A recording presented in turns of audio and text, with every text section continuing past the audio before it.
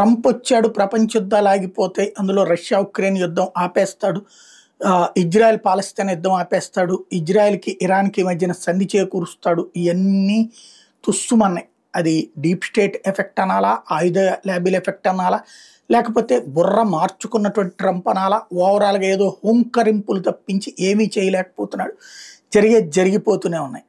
అదే సమయంలో భారత్ పాకిస్తాన్ మధ్య యుద్ధం జరగడం అయిపోయింది, ఆగిపోతే తన క్రెడిట్లో రాసేసుకుని ఆ ఫెయిల్యూర్స్ని కవర్ చేసుకునేటటువంటి డ్రామాలు ఆడుతున్నాడు. ఇప్పుడు కొత్త కాన్సెప్ట్ తెర మీదకి వచ్చింది. ఏంటయ్యా అంటే థాయిలాండ్, కాంబోడియా ఈ రెండు దేశాల మధ్య యుద్ధానికి రంగం సిద్ధం కావడం అన్నటువంటిది.